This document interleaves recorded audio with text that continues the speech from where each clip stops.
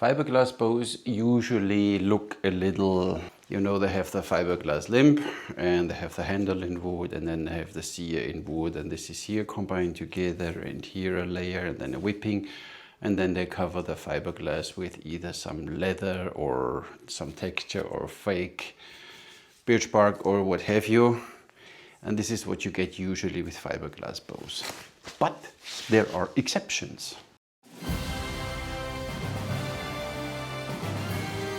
Let me introduce you to the Bala from Keskin.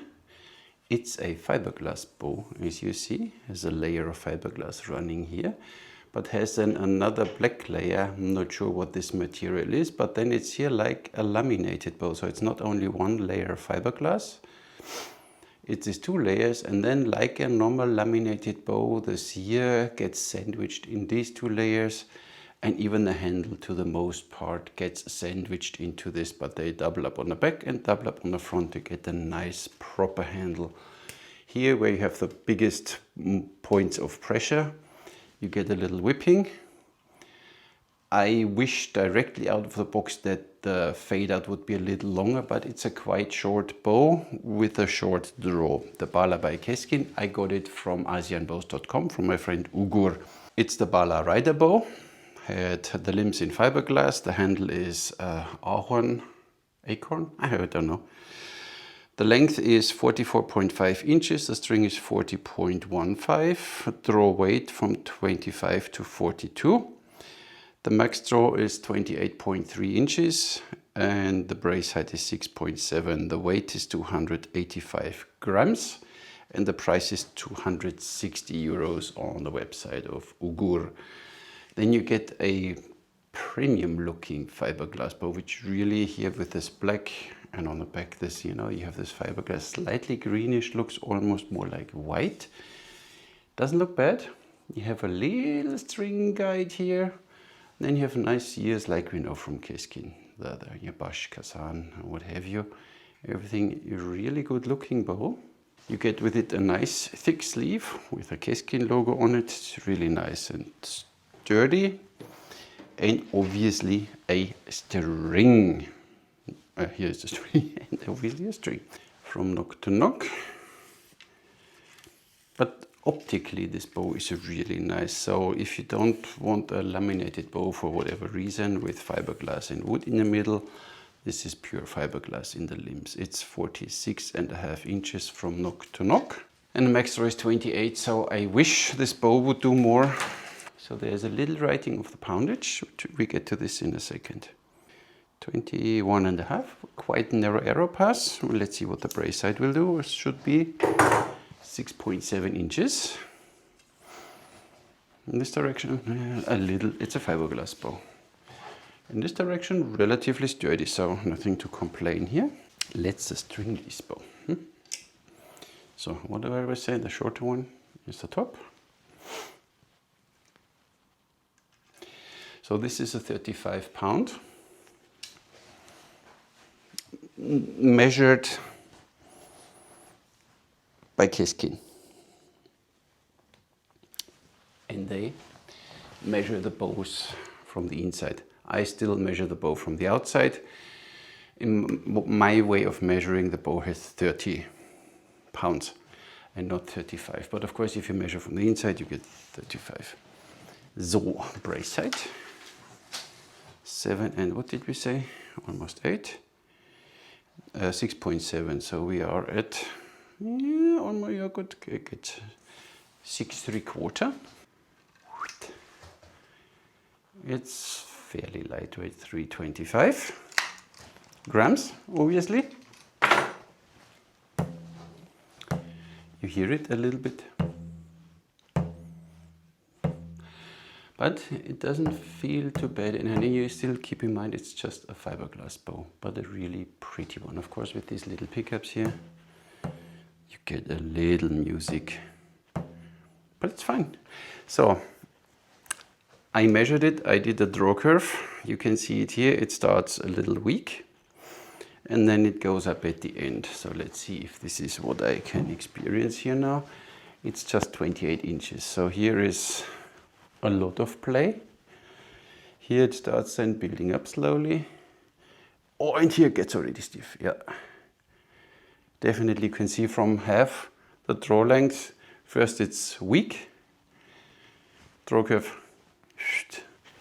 and then from here it gets stiff, and you see the string angle is then already. So I wish this bow would do a little more than 28, but what we get. This arrow is 30 inches, a little too long. Let's see what it says. Handle feels good. It's a little slippery, but it feels good.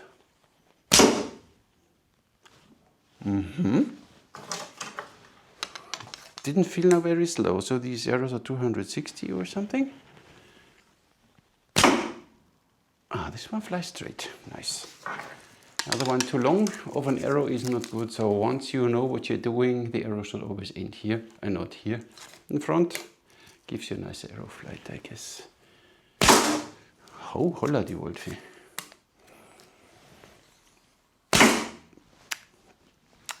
A bit, but there is not really a handshock in it. You have a little vibration. You get this with a fiberglass bow, but it's a nice shooter. Nothing to say, the arrows are 260 or something, and it's 30 pounds from the outside measured. So we are at whatever, 8-9 grain. Feels good for this bow. Really, really nice made. Of course, upon closer inspections, you will realize, first of all, the string sits very, very much, you see the big hole, and then you see the string just sitting on the side of the hole, so not really deep in the groove for whatever reason. And you can't get it there, or can we? I try. But it ends up still really on the corner. And here you have this black whatever class or whatever it is running. So this could cause a problem. I wish the hole of the knock would be a little deeper on the back. Of course you can make it now with a little file that the string sits a little bit more inside. And the second thing is here, the glass is here, or the plastic or whatever this black is very sharp. So if you slide your string up when you string your bow, you will damage your string, and it's on both sides here. Same here. You have the big hole, but then the string sits just on the front and not in the back. And I guess when you draw, then it will go back. Yeah, kind of like. But when you let go, when you shoot, the whole string force ends up on this little small piece here in front. And we had this in the early years with Ali bow, that they always chipped off here sometimes. So this one could cause a problem. So Keskin, if you watch it, just make the hole a little deeper in this direction here. So the string would sit already a little further in and not really on the last half millimeter of the wood. And then comes this whatever plastic or what it is. So that would be my thing. For the rest, bow feels good. In this direction sturdy, still sturdy, and in this direction very, very stiff. So that's why they call it rider bow. I guess for horse archers they only draw 26-7 inches. I guess this bow is really fine. 28 gets already stiff back there, so up to here is nice. But on the other side, remember Mihai Kosmai had once a bow where he had really built-in active stacking at the end. So when you shoot, that at the end the bow doesn't draw any further, so you are forced to release. So you always make sure that you have your same max draw, and then you're forced to release the bow. So I guess this bow can stand it, and it has these qualities if you like it. You should shoot an Ottoman bow, the Ottoman style, no? And maybe then load even a Mamluk technique style. So handle is, as I said, nice. It's just a little slippery. So if this would not be painted, would be a little rough, would be easier to hold here. If you start having sweaty hands today with almost 35 degrees outside, can happen that you have sweaty hands. So 28 is a little hard to reach, but it's doable, and the bow doesn't seem like that it's very slow. So you only have a little vibration, and 1, 2, 3, 6, 7. It's a fiberglass bow, but it's a quite refined fiberglass bow, so it's not very heavy.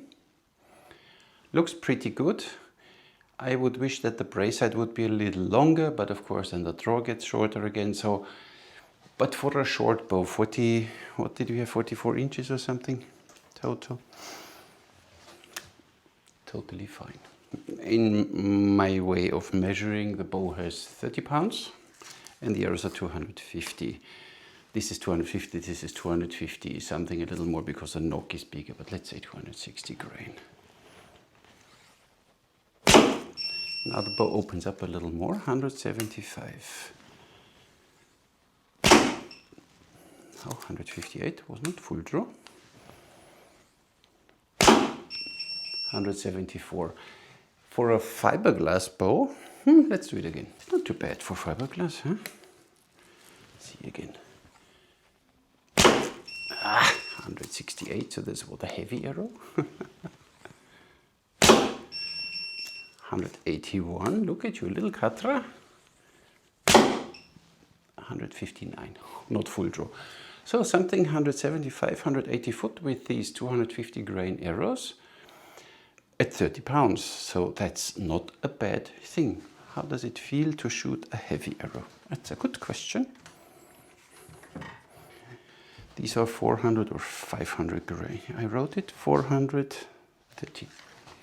So way too heavy, but just to see what a fiberglass is capable of doing. 142 with an extreme heavy arrow. So even if you shoot now from horseback and you use a little stiffer and a little heavy arrows, it's a nice bow and it's a pretty bow. So it's an elegant bow, let's say, compared to, you know, it's a difference if you sit with something like this on your horse, or with, so it looks like the little Ferrari compared to a, I don't know, a Jeep, something. So, speed-wise, fine. Vibration-wise, it's fine. So hand choke, you don't feel. You only have a little of the vibration. The oscillation goes in the limbs. And then it ends up here. I wish they would make this a little asymmetrical. The upper limb a little longer. The bottom one a little shorter. Then this would be, for a short bow, just nice.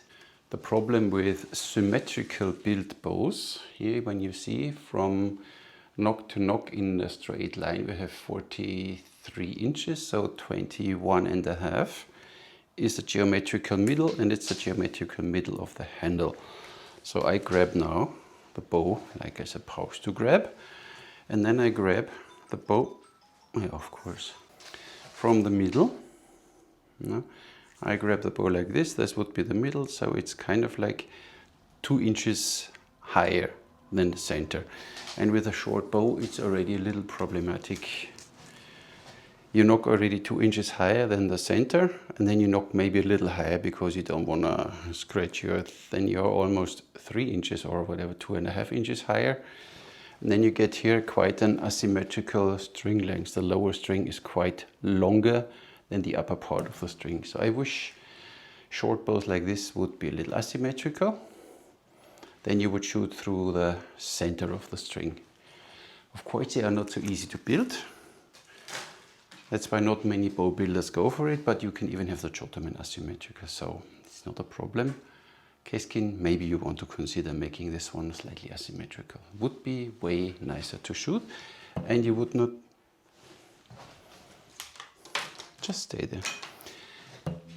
And you would not feel, because even the oscillation coming back ends up exactly in the middle of the handle. Here you feel it the most. So if you grab 2 inches lower, you still feel it, but it's not on the culmination point. So it would be a little nicer.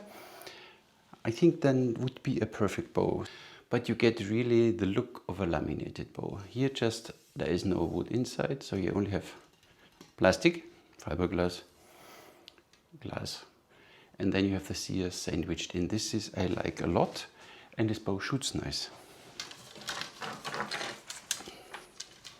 Oops. So it's really a nice shooter. if 27, 28 inches is enough for you. Katra is nice, nothing to complain with this bow. Works just nice. And the bow is sturdy. Wherever you do, even if it's quite short, you're very precise on the target. So where you point, the arrow goes. The draw is just not, naja, it's fine. Of course, here the last 2 inches, when you have a max draw of 28, of course the last inch or two gets already a little stiff. So it's what you have to deal with, but this bow is nice. And of course it would be nice to have some protection here, because when you don't do katra or shoot too long arrows, it's, you know, you scratch up your bow. Let's shoot with a thumb ring, the metal Ugur from Vermeil.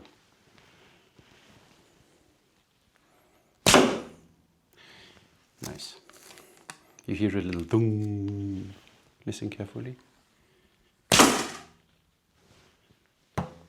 You hear it and you feel it a little bit, but it's totally not annoying. So this bow is quite good. I wish I said asymmetrical a little longer, and there the knock problem. Sharp corner, and the string really sits on the edge. That's my only gripes. For the rest, this bow is really well made. Shoots nice. You have here this nice thing coming down that the string runs nicely here, and it's quite thin and small, so I like this. Not a lot of weight here. Handle is good, substantial, so you see that fits really nice in my hand. And you have really nice control of this bow. So, horse archers, go check it out, asienbows.com. I leave the link in the description to the website of Ugur. Go check it out. Really nice bow. If you don't want to have a fully laminated, means there runs a layer of wood inside. If you say, you know, they always break and whatever, something delamination. I think you have here two same materials glued to each other, and not one which does not work with glass. Wood and glass usually does not work good together. And these two, just nice. And I like the speck here, the slightly greenish. Looks totally fine for me. And even if it's not my draw length, it's still a fancy, nice shooter. You can do many things. You don't need to draw fully when you're on horse, you know, zack, zack. But it kicks the arrows nice away. You get a good speed out of this bow.